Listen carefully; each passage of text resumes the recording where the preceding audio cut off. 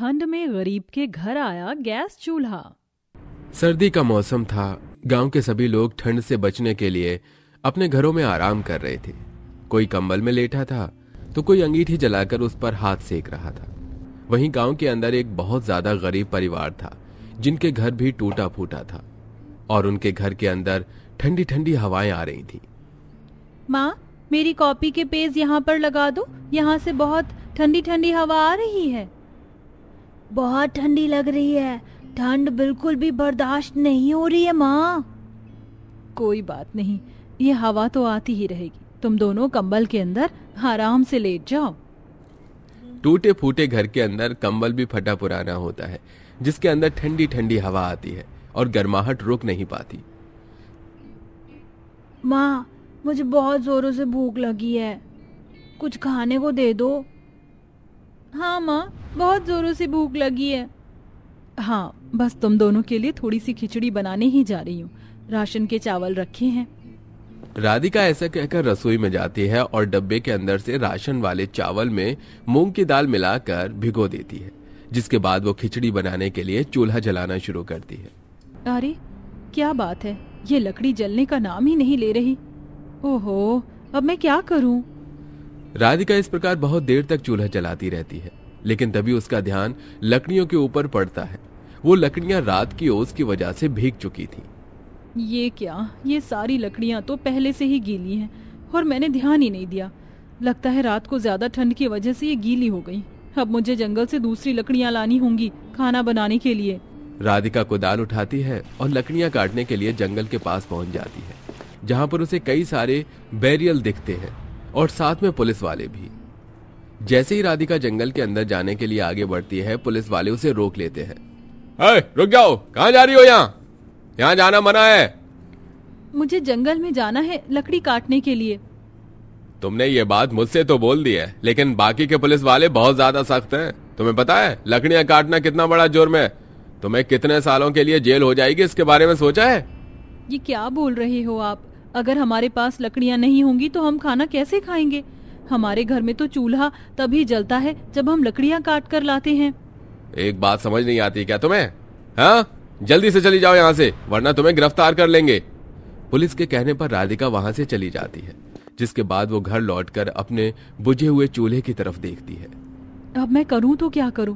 अपने बच्चों को कैसे खाना खिलाऊं? अपने बच्चों के लिए राधिका पड़ोस में थोड़ी सी लकड़ियां मांगने जाती है, लेकिन कोई भी उसे लकड़ियां नहीं देता।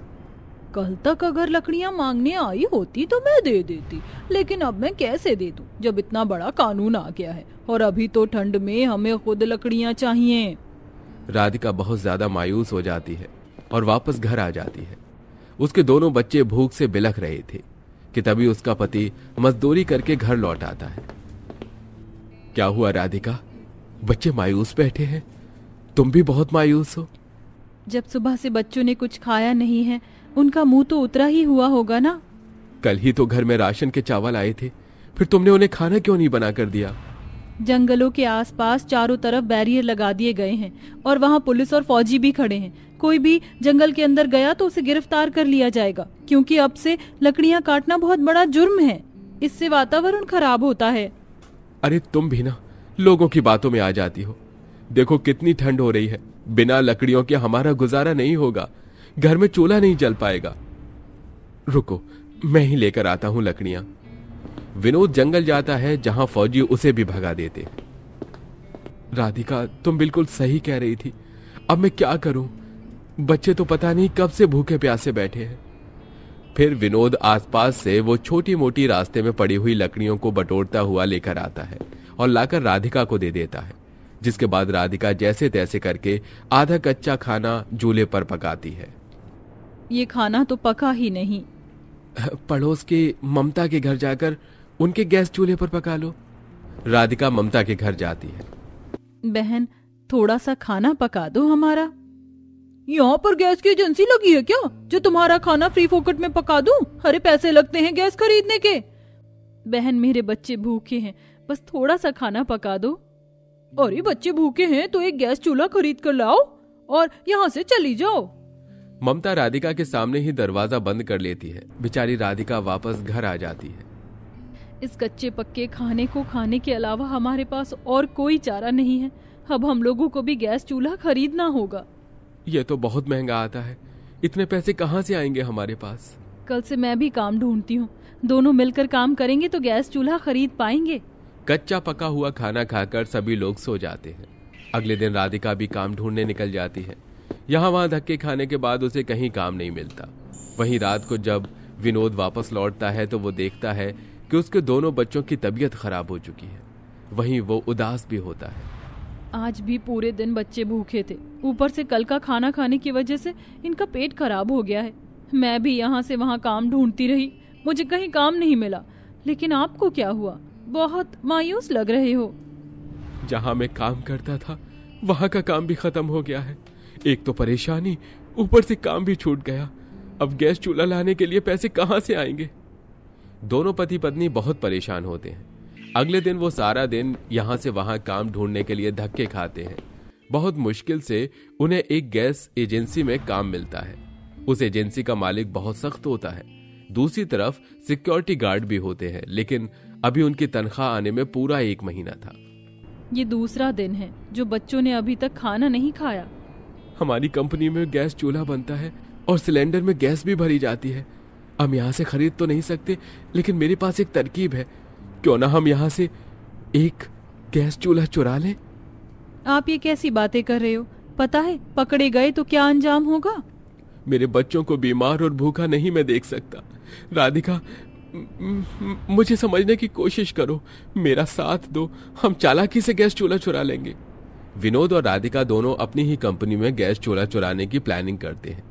एक रात वो दोनों कंपनी में पहुंच जाते हैं और बहुत ही सावधानी से गैस चूल्हा चुराकर भागने की कोशिश करते हैं, लेकिन सभी सिक्योरिटी गार्ड उन दोनों पति पत्नी को पकड़ लेते हैं और बहुत बुरी तरह मारते पीटते हैं। उनमें से एक सिक्योरिटी गार्ड कंपनी के मालिक को फोन कर देता है।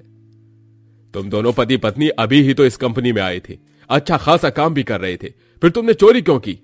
चंद पैसों की चीज की वजह से तुम्हारा क्या हाल हुआ है, देखा है तुमने?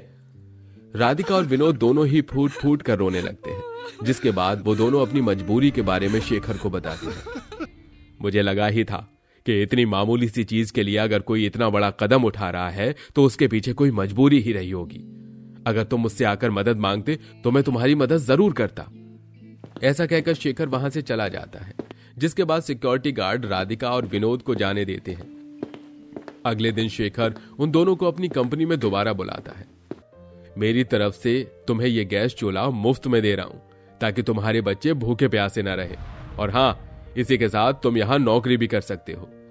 यह सुनकर दोनों पति पत्नी बहुत खुश होते हैं। राधिका कंपनी में काम करने के बाद गैस चूल्हा घर पर लेकर आती है और उस पर अपने दोनों बच्चों के लिए अच्छे से खाना बनाती है और उन्हें खिलाती है। उस दिन के बाद से दोनों पति पत्नी गैस एजेंसी में काम करते हैं और अपने घर की परेशानियों को धीरे धीरे ठीक कर लेते हैं। वो ठंड से बचने के लिए अपने बच्चों के लिए नए स्वेटर, नया कंबल और एक हीटर भी लेकर आते हैं। इस प्रकार उनकी सर्दियां अच्छे से बीत जाती हैं।